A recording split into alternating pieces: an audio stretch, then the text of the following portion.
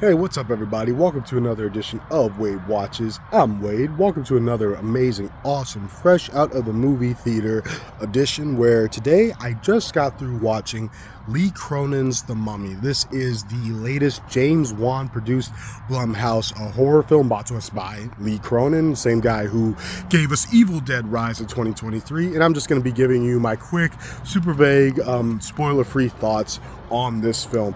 And this was one that I was relatively excited for. You know, it looked like they were finally going to do something new with the mummy story, and more importantly, they were going to make, looked like they were going to make mummies genuinely scary for me. No slights against, the iconic mummy movies that I think the majority of us are familiar with, those being the classic Universal ones from the 30s and the 40s, first one starring Boris Karloff, and of course the 1999 one starring Brendan Fraser. No slight towards those movies. I love those movies. I grew up watching those movies, but I wouldn't say that they made my skin crawl. So I was very much looking forward to Lee Cronin's The Mummy, because it looked like this would be a mummy film to scare the shit out. That would scare the shit out of me. That would actually make my skin crawl.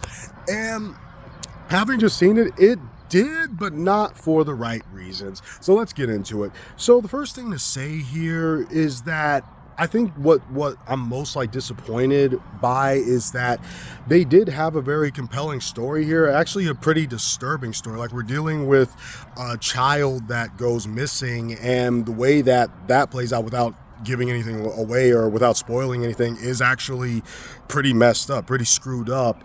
And when more is revealed about what happened to the kid and why she is like the titular mummy in the film, that's no spoiler, literally on the poster, it was like, okay, wow, this is actually pretty brutal. Like, this happened to a child. It gave me the same feeling that last year's Weapons did, where it's like we're dealing with something this fucked up happening to children. Like, that just automatically makes my skin crawling. But they don't really do anything with that, simply because they elect to have the shock value, just like the overall shock value, be front and center, like the gore, the gross out stuff, the even like that morbidly twisted dark sense of humor that Lee Cronin has, that we saw present in Evil Dead Rise.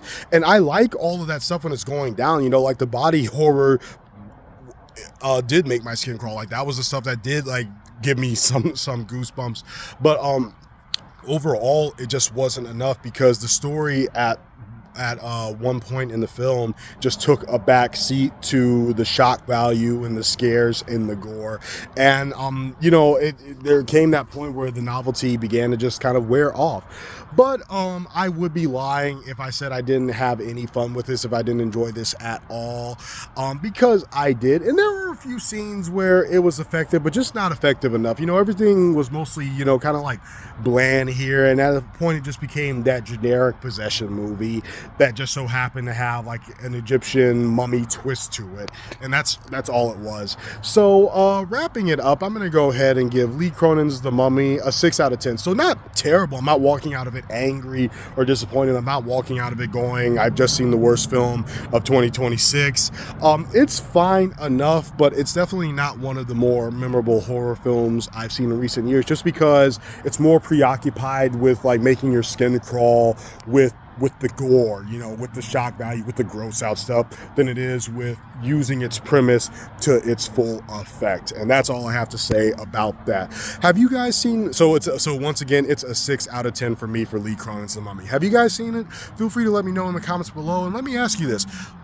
Apart from the Brendan Fraser movies and the Universal movies from the 30s and 40s, what are some good mummy movies? I've been looking for some, so feel free to drop your recommendations in the comments below, and I'll see you lovely people next time. This has been another edition of Wade Watches, and I'll catch you all next time. Peace.